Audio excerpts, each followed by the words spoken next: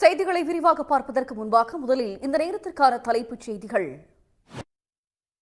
தீபாவளி பண்டிகையை ஒட்டி கோவையில் உள்ள கடைகளில் இனிப்பு பலகாரங்களை பொதுமக்கள் ஆர்வத்துடன் வாங்கி வருகின்றனர்.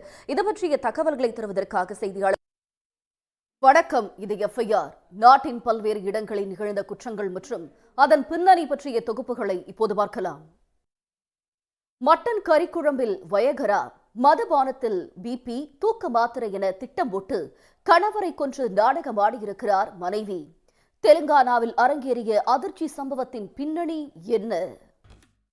மத்திய பிரதேசத்தில் கணவரின் தம்பியை ஹனி டிராப்பில் சிக்க வைத்து பணம் பறிக்க முயன்றிருக்கிறார் அண்ணி. தோழியை ஏவி ஸ்கெட்ச் போட்டவர் சிக்கியது எப்படி? எஃப்ஐஆரில் தொடர்வது சிறிய இடைவேளை.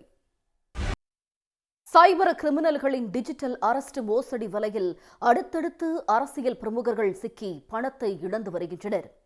தெலுங்கானா எம்எல்ஏவிடம் மோசடிக்காரர்கள் 1.7 கோடி ரூபாய் சுருட்டியது எப்படி? எஃப்ஐஆரில் தொடர்வது சிறிய இடைவேளை. உத்தரப்பிரதேசத்தில் சகோதரனின் மருத்துவ செலவுக்காக கணவர் வீட்டிலேயே 30 லட்சம் ரூபாயை திருடிய மனைவியை போலீசார் கைது செய்தனர்.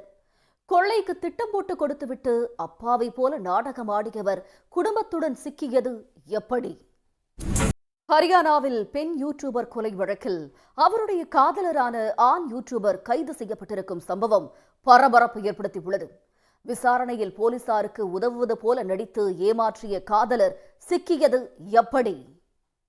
ஒடிசா மாநிலத்தைச் சேர்ந்த ஆசிரியை ஒருவர் ஹைதராபாத்தில் மர்மமான முறையில் உயிரிழந்த சம்பவம் பரபரப்பு ஏற்படுத்தியுள்ளது. மனைவியை வீட்டில் விட்டுவிட்டு கணவர் சொந்த ஊர் சென்ற நிலையில் மனைவிக்கு நடந்தது என்ன? கேரளாவில் நகை மற்றும் பணத்துக்காக பெண் எரித்து கொலை செய்யப்பட்ட வழக்கில் காவலரின் மனைவி கைது செய்யப்பட்டிருக்கும் சம்பவம் பரபரப்பு ஏற்படுத்தியுள்ளது. தோழியின் வீட்டில் நுழைந்து பணம் மற்றும் நகைகளை கொள்ளையடித்துவிட்டு அவரை எரித்து கொலை செய்த கொடூர பெண் சிக்கியது எப்படி?